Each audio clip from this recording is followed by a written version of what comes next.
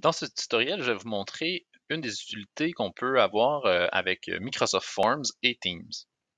La première intention qu'on va essayer de remplir grâce à Microsoft Forms, c'est de se créer un outil de suivi pour permettre d'avoir le pouls de nos élèves lorsqu'ils sont à la maison et qu'ils travaillent à distance.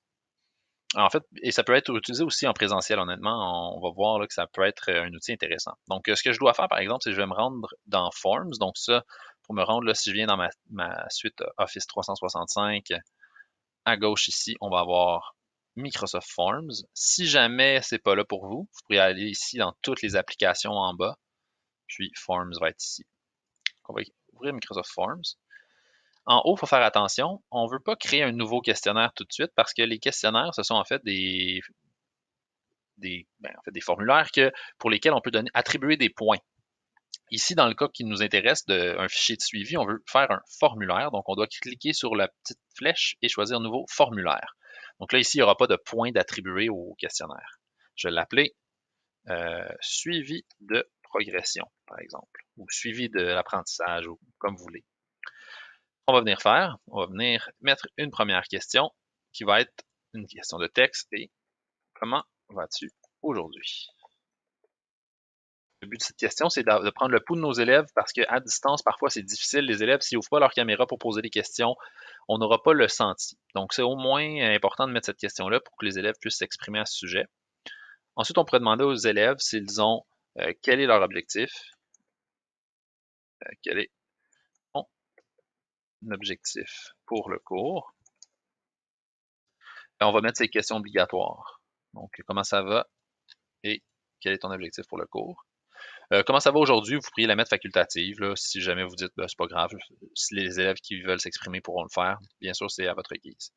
Ensuite, on va faire une nouvelle question. Puis moi, je vais me dire, par exemple, quelle page es-tu dans ton livre? Si jamais vous utilisez un livre.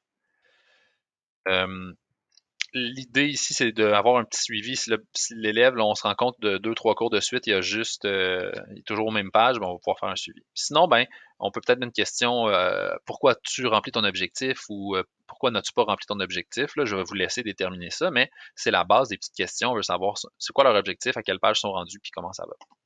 On va venir à partager, puis on va s'assurer de choisir seuls les membres de mon organisation peuvent remplir, puis on va copier. Pourquoi? C'est qu'à l'intérieur de Teams, comme ça va identifier l'élève.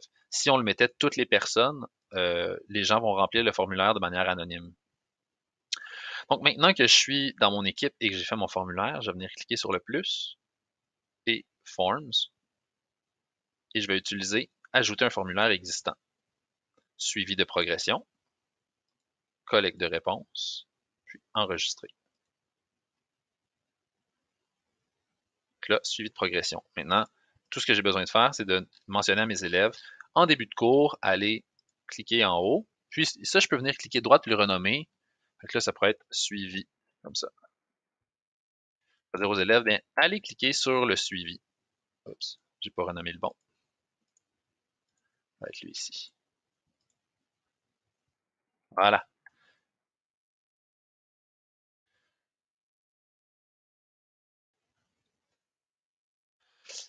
Donc, suivi 1, mon élève remplit ça. Donc, je vais écrire bien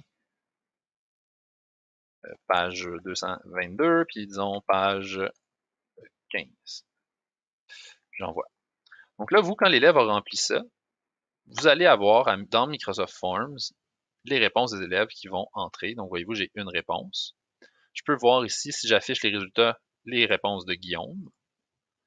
Je peux voir aussi les résultats généraux. Puis sinon, mais ce qui est intéressant, c'est qu'on va cliquer sur Ouvrir dans Excel. Puis à l'intérieur d'Excel, on va avoir toutes les réponses. Voilà. Donc, j'ai le nom de l'élève, son courriel, l'heure à laquelle il l'a rempli, puis ses réponses. Donc là, après ça, une fois que, par exemple, je veux avoir les réponses juste de Guillaume, mais je pourrais trier ici comme ça en ordre alphabétique, puis là, j'aurai les réponses de mes élèves. Donc voilà une façon d'avoir un outil de suivi qui nous permet de, même si on est à distance, d'avoir le pouls de nos élèves, de notre classe. Et si jamais on l'utilise en classe, ben les élèves en classe aussi pourraient le remplir. Pourquoi pas? C'est pas quelque chose qui est exclusif à l'enseignement en ligne et à distance.